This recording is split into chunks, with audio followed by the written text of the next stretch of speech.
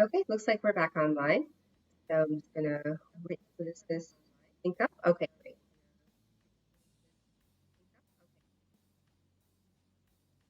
All right, so like I said, if anyone could just let me know if the music is too loud or if you have any trouble hearing me. Hopefully we don't have any more internet issues as the stream progresses. But so if you didn't get a chance to take a look at the stream from last week, basically we're very in the early stages of a project. Essentially, it's a local music app, and it's going to be built with the MERN stack. And I'm kind of just doing this to keep a couple of people sharp, kind of show people some of the different resources that I use, and hopefully you can kind of get a sense of that from what we're doing here. So last time I realized that when I went into the changes that we made last time, I did not actually check into GitHub. So I didn't want to do that outside of stream, so that way if somebody's following along, they can kind of see what that process looks like as well. So we're going to start by doing that. And if you do have any good questions, I am going to share in the chat right now an article that helped me before I started my boot camp. But it's called How You Can Learn Git and GitHub While You're Learning to Code. And essentially it talks you through how to use GitHub for your own personal projects while you're learning to code. And I used it quite a bit. It was one of the few things that helped me actually understand Git and GitHub. The first time I read it through, did not understand a word. But over time, just following the steps and going through the process, it really started to stick in my head. And when I got to my boot camp, already having some familiarity with Git and GitHub was huge because we used it for all of our projects. And so being able to navigate that with some experience already, it definitely gave me an advantage in how quickly I could learn and implement things. But first thing I'm going to do is here, just in my Git Bash or terminal, I'm just going to cd into the actual file. So just kind of, I think which is the first one is actually the actual Git repo. Yep. So you can tell that we're in a Git repository now because it says master here, indicating that now we're inside of the Git repository. So I'm going to do Git status first just to check and see what's different. So yeah, looks like it's saying just basically the Git React app. I'm sorry, the create React app, the React project that we created last time has not been added. So we can do a git add dot to add all unchanged files. It gives me a bunch of warnings because I'm on Windows and I use a different kind of, it's this LF will be replaced by CRLF. I've been told this is totally fine. So we went ahead and added the files, but now we need to commit them. So we want to add a helpful commit message. So created React app, installed dependencies, and then we built the file structure, and we created server with Express. So now that we've committed those changes, we can go ahead and git push origin, and then I'm committing directly to master because it's just an individual project. I'm not working with any other groups, and it's pretty straightforward. Typically, you probably have a developed branch that you would push into instead, or have different branches that you're working on for certain features. But for the purpose of this, we're just going to go ahead and push to master. All right, so rejected, failed to push some refs because the remote contains work that you don't have. Oh, yes. So in this case, I went ahead and updated the README file, and I did it directly in the GitHub GUI. You really probably shouldn't do this, but I like doing it sometimes. But if you wanted to do it this way, because I like the visual editor instead as opposed to just typing it directly all in Markdown. So what I need to do first is actually git pull origin master to pull the changes here into my local branch. And okay, I need to do a commit message. I think it's probably going to try to open a code editor, but let me see if I can just control C. Yeah, type pound Q or colon QA to exit Vim. Okay, so unpacking objects, just taking a look and making sure this all looks good. All right, so we're now up to date with the remote. So now we can go ahead and push to master and push all of our changes. And once that's completed, here in the repository, if we refresh, you can see that instead of just a README, we have the local music app with all of our files inside. So we are, so now we're all caught up. Everything's pushed to the remote so that if my computer, explodes, it's all the code that we have so far has been saved. So last episode, just a quick recap, we resolved some of the issues in GitHub to get the app built. So we created a React app, we installed packages, built the file structure, not fire structure, and we created the server. So taking a look at what we wanted to take care of today. So we're going to go to our GitHub issues. And just to show you as well, I do also have a Kanban board in GitHub projects, and that is automatically moving the issues over to done once they've been closed out. So we're this far through in progress, but it's a little bit optimistic because the issues that we've done so far are not nearly as complex as some of the ones that are still to come. So today I wanted to work on getting the database set up. So let's take a look at this issue here. So use instructions here. And what this is it's actually a blog post that I wrote on dev.to, but it's essentially Sequelize Basics for Beginners, Part 1. I can throw that in the chat as well. But what this essentially goes through is it tells you how to set up your database, how to set it up with Sequelize and get it initiated. So we'll be making up some models today for the different aspects of our app and going through that process. So I did need to install MySQL Workbench, which I have done. So we'll be able to create the server. And so to get started, we'll go ahead and get this opened up in code. So I'm going to go ahead and CD into the, actually no, because it wants to be outside of that. Oh, that's strange. I don't typically use Git Bash anymore. I tend to use PowerShell on my other account. So let's see if I have PowerShell. I do on this account. CD workspace, CD, because I think my path probably isn't set up in Git Bash in order to open up VS Code. So CD workspace and then local music app. And hopefully it is set up in PowerShell. Okay, it's not recognized. All right. So I'll definitely need to get that set up. I don't know why that path is incorrect. It must be because of the user that I'm on. I typically have another username that I use in this computer, but it has my work files on it. So I created this one just for streaming, but some of the things I guess haven't crossed over. So in that case, we'll go ahead and just open up the file directly. So it's going to be under this PC, and then I go ahead and do this on the other screen so y'all don't have to.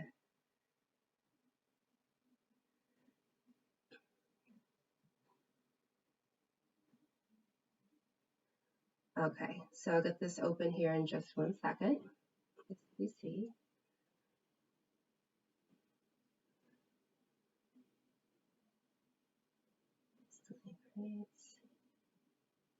Workspace. And also I would recommend, if you have a workspace, just, pinning it to your quick access bar if you are going to use a file explorer. Typically, I like to do things in terminal, so I'm not always actually in the files, but I'm going to go ahead and open this with code. Great. Okay, so we have our VS Code opened up here. Looks like it just updated today. And this is our server file from last time, which we used to create our Express server. So we're going to continue working within the server.js file today, but we're also going to do a few other things. So I set up an installation for SQL, so for Sequelize. So Sequelize, what it is it's an ORM. And so it's I think I talked about this a little bit last time too, but essentially it allows you to use an object-oriented paradigm to write your queries to an SQL database, and it essentially uses models to create those forms. So we're going to use something called Sequelize CLI in order to actually create the file structure and also to get the model set up and initiated with the config file. So let me go ahead and open Git Bash again and hope that it will cooperate with me. And we'll get code open back up, Git Bash, and then my stream. Okay.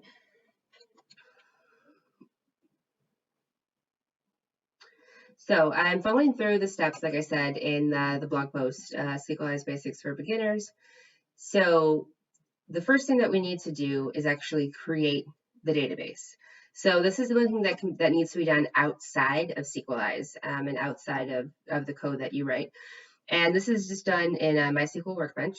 That's what I use. You can also use a shell. There's a MySQL shell. But I'm going to use MySQL Workbench because that's what I'm familiar with personally. It's just essentially a GUI.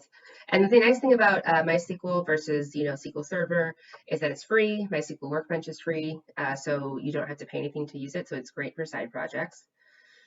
So I'm going to go ahead and open up the editor here. So I'm logging into my essentially my MySQL server in order to create the database. So creating a database in MySQL, pay very close attention. This is complex. I'm just kidding. It's I'm just being so it's create database, and we're going to call this. Oh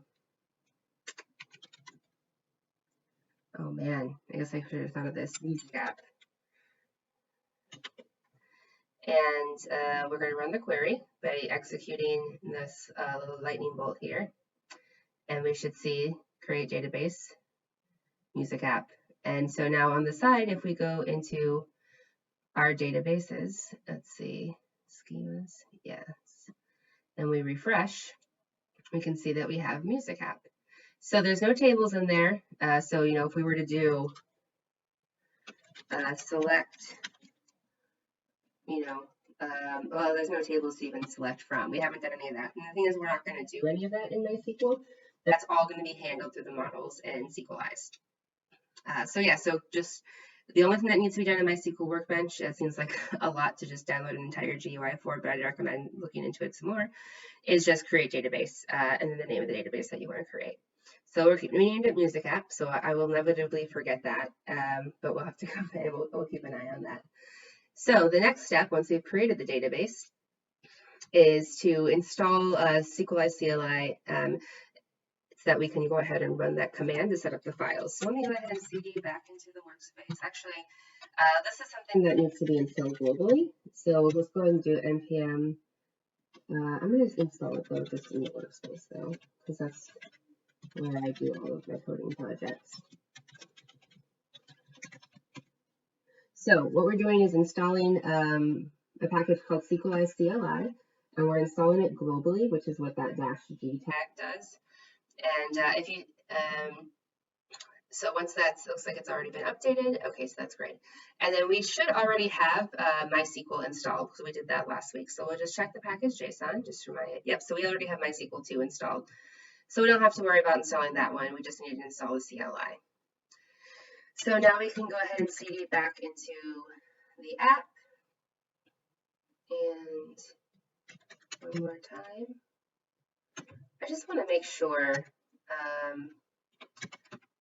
that all the files, yes, they're in this specific one. Perfect. Okay, so we're going to run a Sequelize CLI command that's going to be based off of what we just installed. So Sequelize is actually a command for the Sequelize CLI. So you can run it right in your command line, but you want to do it within the project folder, the actual project repository folder, however you want to call it. So it's going to be Sequelize init, and then you're going to have config and Sequelize init models. Now you can separate these commands. You could do Sequelize init config, enter, wait for that to happen, and then type in Sequelize init models. But because we need to do both anyway, we can combine them in one line. You do need to have Sequelize init twice. It's you have to have the command twice. You can't just do, like you can with npm, for example, you could do npm install and then list all the things you wanted to install. That's not the case for this. You have to do Sequelize init with the first folder and then Sequelize init models. And so we're going to go ahead and hit enter. Okay, so Git Bash is still giving me problems here, even though I installed it globally. So we have to go back to PowerShell. I like to use Git Bash just because it is like it's specific to Git and GitHub, and I don't think PowerShell is really as popular because most people don't program on Windows like I do. So, but that's okay. It's a terminal, so we should be able to see it no matter where we are. npm install global Sequelize CLI. So I have a feeling there's something an issue with my paths in this within Git Bash. I feel like it's not actually connecting to the path that I have in my other terminal programs, and that's why we're getting those kind of errors. But that's okay. There's always another solution. There's always another tool that we can work through. So let's do this again. So now we're in the local music app folder. We're going to do Sequelize init config and Sequelize init models. Okay, the ampersand character is not allowed. Okay, so that must be something that is specific to Git Bash. So we will just do this the old-fashioned way. We'll do Sequelize init config. It's not recognized either. All right, so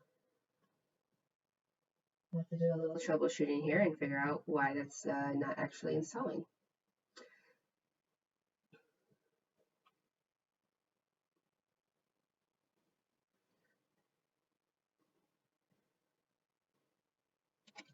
So I want to show all the processes that I go through essentially to try and troubleshoot. So again, we're just going to try and install it one more time in Git Bash. And then I'm going to do what I should have done the first time, which is actually read the error message. It's always a good call is to read the error message, but sometimes I'm stubborn and try to just figure it out on my own. But so we're just going to try and install the Sequelize CLI one more time. And updated one package. Okay, so it does look like it's supposed to be there. So local workspace, local music. So Sequelize init config. We'll just try it one time. Bash Sequelize command not found.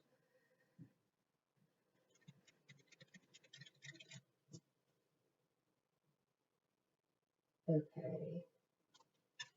So we're just going to do some quick Googling here. Git bash Sequelize command not found. Sequelize CLI. Yeah.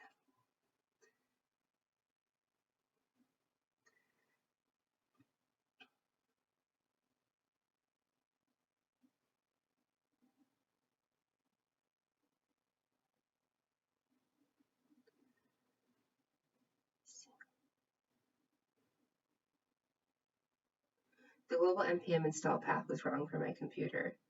Then I ran to put the path where it should be. Problem gave me a lot of headaches. Hope it helps some.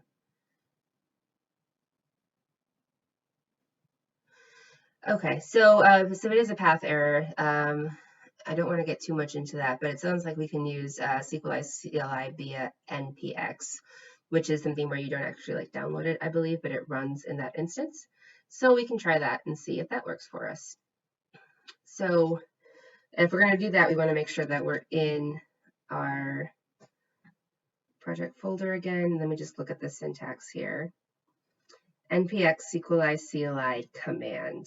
Okay, so let's try that. Thanks for bearing with me here. CLI and then the command. So we're going to do init config. And we'll just try one. We won't try to combine them. But if it works for the first one, we can go ahead and do it for the second one. So something's maybe happening. So yes, so Sequelize CLI command. Okay, so all right, yep, there it goes. So that's what you're supposed to see. This created config/config.json file. So what init config does, essentially, it means that you're initiating a config.json file. And the config.json file is essentially going to be where you set up the connection between your database and your project. And then the other thing that we want to init, now that we know that this works, so let me go back over here and do npx Sequelize CLI init models. this is going to initialize a models folder for us, which is where we're going to be storing the models for the database.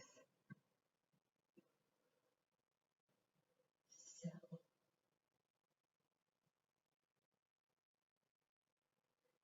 all right, so that's installing. Give it a second there. Perfect. So successfully created folders. So that's how you essentially know that it's working, that the command has worked, is that it's created the config file and it's created the models folder. So if we go back into here, we can see that we have a config folder with a config.json file that's been created.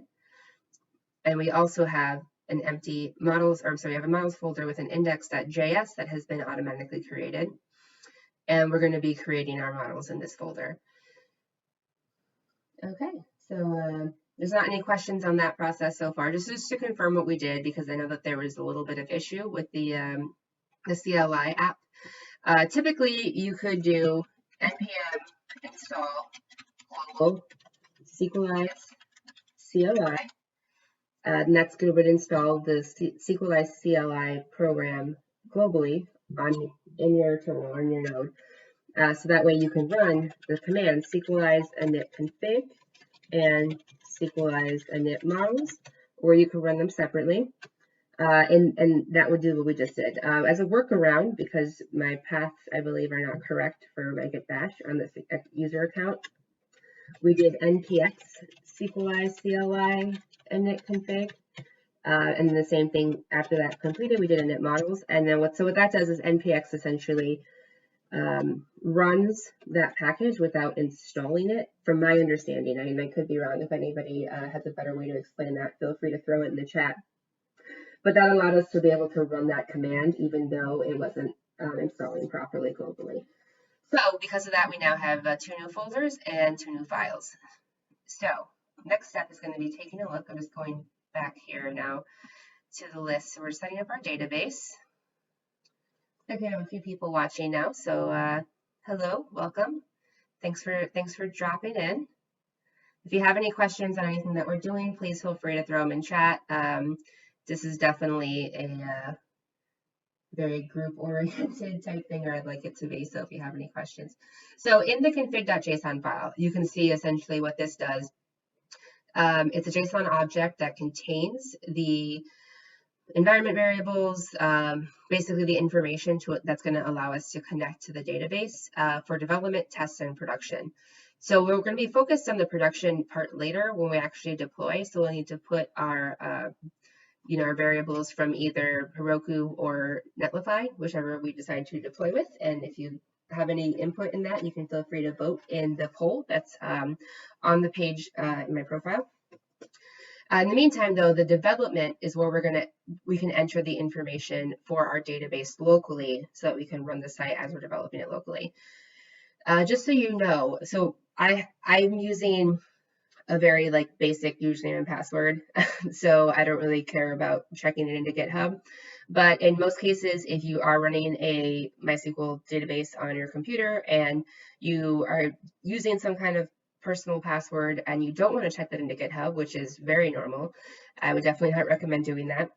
Then you can use there's a couple different options. One that I've used before is a package called .env or .env. I'm not sure how to pronounce it, but essentially it allows you to have environment variables that are saved in a file that is get ignored, so it doesn't actually check in.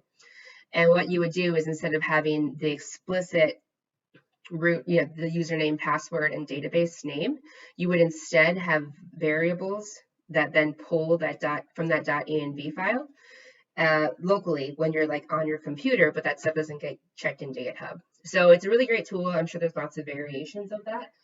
Would definitely recommend checking that out. We're not going to cover that in this project just because it changes a lot. It's outside the scope, but it's something that I'd recommend doing on your own.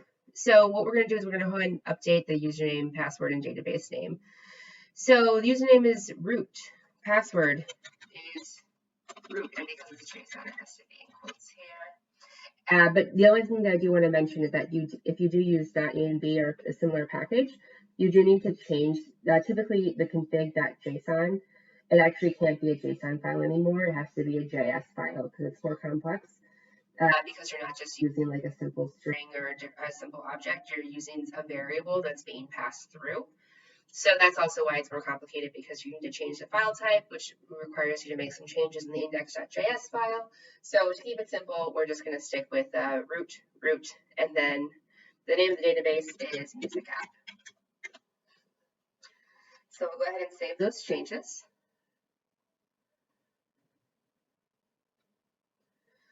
Okay, so that's essentially all that you need to do to connect the database to your app. It's that simple. It's just putting in the username, password, and database name.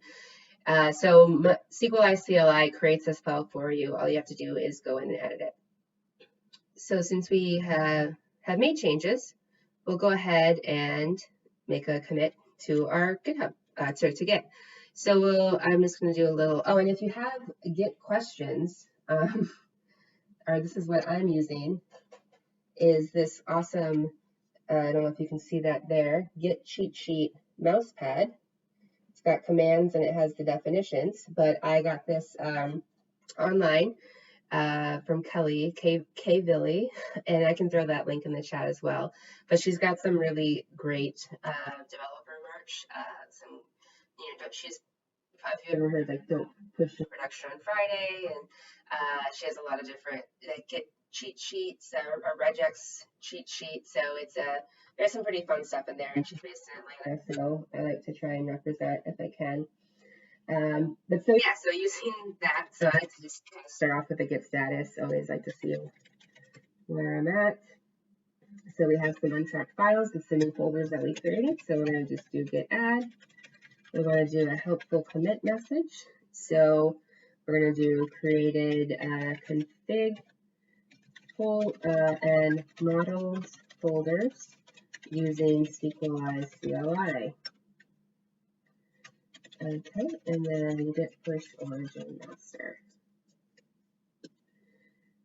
Okay, and then again, if we go back to our repository, we can see that in local music app, we now have our config and our models folders based on that new push. So excellent. We continue on going into setup database. Just taking a quick look at the time. Okay, so it's been about half an hour. Let's see what we can get done. The next thing I want to do is we'll need to create our models. So this is going to be a little bit of database design, which is fun. It doesn't sound like it's probably very fun, but it is fun, because this is kind of where the magic happens. It's stuff where you have to, actually do things on your own, and it's kind of it's the actual building aspect of it. I just want to make a quick note. The index.js file that's automatically created. Basically, this is kind of Sequelize running the show, telling it where to find things. But you can see here where it has the config files. And if you do end up changing it to where you're not using a config here it is, config.json, you would have to change this in the index.js. So if you're using a config.js instead, because you want to use those environment variables, then you would need to change this directory name. Otherwise, you don't have to touch this file at all. It's interesting to read through, kind of just to see what's happening behind the scenes, but you don't actually have to touch it. So we'll go ahead and close that out. So the models folder. So what the models folder does is it's to store the individual model files that correlate to a table in your SQL database. So like I said, in my SQL Workbench, we did not create any tables. And we're not going to create any tables manually. That's going to all be done using the models in Sequelize. So we had to kind of think of what tables that we want to create in our database. So if we're doing a local music app where you essentially have a user that can go to a landing page, and this might be actually helpful to show some of the flow of the app, or the kind of the prototyping. We probably won't actually get to prototyping layouts today, but these are essentially what the pages are and what each one needs to do. So we have a landing page that has a search function. It displays clickable search results that direct to the artist profile page. There's an artist login button and an artist sign up button. The artist login could either be a page or a modal. Sign up page. So it's a form to create a profile, submit button, and it directs to the artist homepage. The artist homepage is essentially kind of behind the scenes, like an update, where you can edit profile information, delete profile, change login, and then the artist profile page is the public view page. It routes from the search result or an artist URL, and it displays the artist info. So to keep this as simple as possible, very, very first models, let's kind of make a couple notes. So we're definitely going to have an artist table. And an artist table would have, an artist name. It would have a location. So essentially the artist is like a band, right? So maybe I'll put it as, it can be a band or a solo artist. So that's why I was saying artist, but all right, so let's keep it as artist because it could also be a solo artist. So we have an artist who's going to have a name. They're going to have a location. They're going to have, what other kind of information? They're going to have a website URL. They can have, just trying to keep it as simple as possible, an artist profile page, whatever we said that it would have. Artist info, links, photos, great. So we'll have a website URL. We'll have maybe a Twitter handle. Actually, let's not even do that for now. We'll keep it very, very simple. We can always, and you can also always update models later to add additional columns to your table or to add additional tables. So all you would need to do essentially is resync and reseed your database if you were to do that. So it doesn't have to be too complicated. But for MVP, info, links, photos. So we're going to have maybe like an artist description, which will be like a little bit of a bio. That's something they fill in themselves. So name, location, URL, description, and then let's say a photo. And it's going to be a photo URL. Okay, so if we have a look at this, the next thing we need to do is kind of talk about what each type is going to be in this model. That's the other thing that you need to set up within Sequelize. And there's different data types in Sequelize. There's strings, text, dates, that kind of thing. So that's essentially what the model is going to do. It's going to set up what the table looks like and also what the data type should be for each one.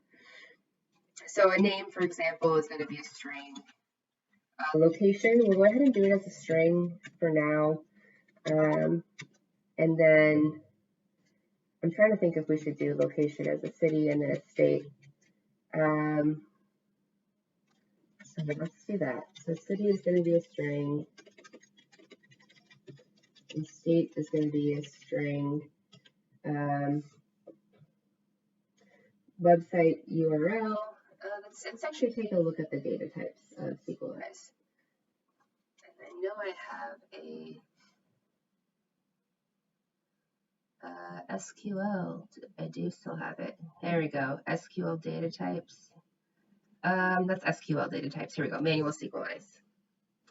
Those are the operators. So data types. Here we go. So these are the Sequelize data types. And what they correlate to in the SQL database types. So text tiny, that's cute. Yeah, so we're going to want to do a string, date, booleans, decimals, JSONs, blob. But you also want to keep in mind that some of these are only correlate to certain database languages. So we're using MySQL, but there's also like PostgreSQL, there's SQL Server. So if you're using a kind of, like for example, like sit text, it's for Postgres and SQLite only. So you want to keep that in mind. And you can, what is this 1, 2, 3, 4? So the thing about the Sequelize is it also allows you to do like data validation in it. So we'll definitely take a look at that as well, because that's important. So you can do different range types. You can set, it has to be within certain bounds. It has to, like the number of characters. So if you just do string, it's a varchar with a limit of 255, but you can also pass through a string 1, 2, 3, 4. And that's going to be 1,234 characters. So for example, with our state, if we wanted to do state codes, we could do string and then pass 2 through, so that it'll only accept values for that data, for that column. that has 2 characters. So why don't we go ahead and do that? So let's go ahead and go back to GitHub where we had our little, so this is going to be a string 2 website URL. So let's see if there's it's probably going to be a string, but I just want to double check and see if there's any data type that's better to hold a URL. And it looks like string is going to be the one. So let's go ahead and make that a string as well. Description is going to be something called text, I believe. That is what I had used previously as a data type. Content is text. Let me see if I can find that here. Oh yeah, it's right underneath there. The text. The text is going to essentially allow for like a larger block of text. So we'll set the description as text, and then photo URL is also going to be a string. So using this model, I'll go ahead and just copy and paste this into code. We're going to create a new file within our models folder. And we can do this in Git Bash, but I'll just do this here. So within our models folder, we're going to do a new file. I love how tiny it is for some reason. I'm switching between 2 screens, and one of them is very small, and it's my laptop screen, and one of them is giant. And for some reason, whenever I switch things back and forth, sometimes the little tooltips don't actually update with me. So it's just comically small. So we're going to create a new file, and it's going to be called artist.js. So your models, you should always keep them singular, because what it is it's a table, and a table represents a collection of things, right? So a table will represent a collection of artists. So the model is actually going to be a singular, which is artist. So you'll have like user, artist, post, things like that. It's always going to be singular. So in here, I'm just going to type that in, but comment that out. So just doing Control-K-C in VS Code will automatically comment stuff out. And so our actual code is going to be module.exports is a function of Sequelize and data types. So Sequelize and data types are what are being brought in from SQL. And we're going to do, let me just make sure I don't need to require anything. I don't, because it's automatically being pulled in from the index.js file. That's correct. That's right. Okay, so anything that's inside this models folder, you don't have to require Sequelize. You have access to these data types because that's what the index.js folder is doing. It's handling that routing. So we're going to do var artist equals Sequelize.define. So define is a built-in method to Sequelize that defines a model. So essentially, we're going to be exporting this function that takes in Sequelize and the data types, and then we're essentially using Sequelize to access the define model. And what we're defining is artist.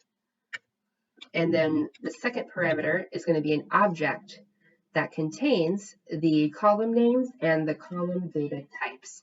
So, for example, the first one is going to be name, and it's going to be data types dot string. So that correlates here with our name. That's a string. And then, so the next is going to be city, and that's going to be data types dot string.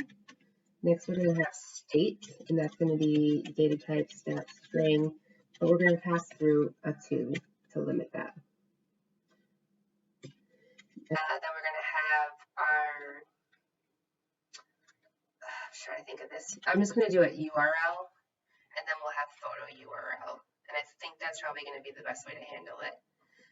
So URL, data types, and I'm also open to any suggestions for how these are named, how these are designed.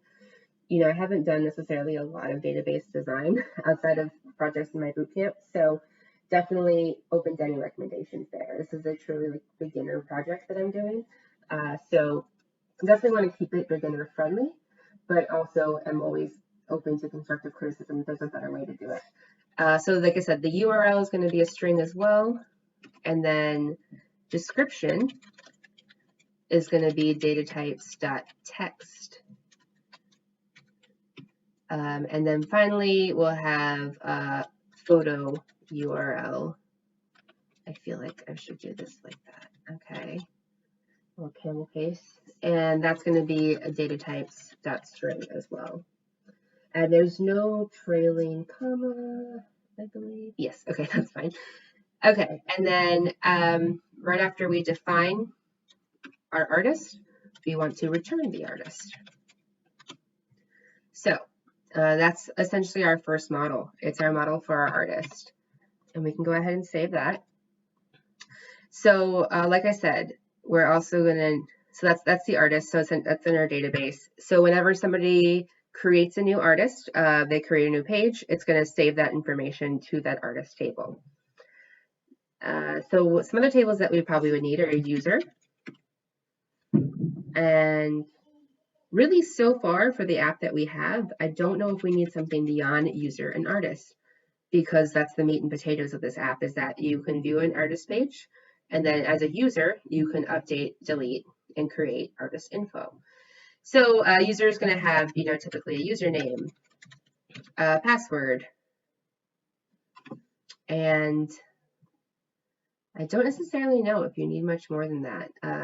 Oh, an email address probably. And then we'll probably want a name. Yeah, I mean, at the very, very least. And then we're also going to need to tie the user to an artist, because a user, every user that logs in is going to correlate essentially to an artist, to their profile that they've created, that they can update, that they can delete. So in order to do that, we have to essentially, this is what SQL is for. It's for relational data. So the artist relates back to a user relates to an artist. It's a one-to-one relationship. Very, very, very simple, bare bones database design, but important anyway. So if we go to our manual and we take a look at, let's see, model definition here. So use a define method. Each column must have a data type. And then there are plenty of options that you can set on each column aside from data types. This is where we talk about a little bit of the data validation. But something here is you can set it as a primary key identifier. You can also set something as a foreign key as well. And validations. Yeah, so let's go ahead and get that set up here. So we have this saved. I'm going to go ahead and do another little git commit, because I like to commit early and commit often. Git commit created artist.js model for SQL database. Push origin master. Okay, so we're coming on about 45 minutes, which is actually looks like it's been 52 minutes depending on what you consider live, but it's been about 45 minutes of actual coding. So that's about as long as I like to keep these episodes. I don't want to make it too long. So what I'd like to do is leave off here with this model. When we come back next week, I'm going to be creating the user model and then also showing how to relate the user model to the artist table and vice versa. So essentially what's going to happen is we're going to have an artist ID, or that correlates back to whatever the ID is of the artist. So for example, if you have a user and one of the columns is artist, that artist ID is going to relate back to the primary key of the artist table. So we can definitely dive into that and what that means and what that looks like. I think that'll be a good topic to focus on for next time, rather than trying to squeeze it in at the end here. And then additionally, I had talked a little bit about prototyping some layouts with XD. Did not get to that today. Definitely is taking a little bit longer than I expected. So glad I decided to go for the once a week route. But depending on interest, I may end up doing an additional stream next week to try and kind of keep things moving along. But otherwise, thank you very much for tuning in. Please feel free to vote for whether you prefer Heroku or Netlify for this stream. And yeah, if there's any comments about database design, any questions on Sequelize, anything of that nature, I'm really open to feedback, open to answering any questions that you have, and going from there. So thank you again, and have a great night.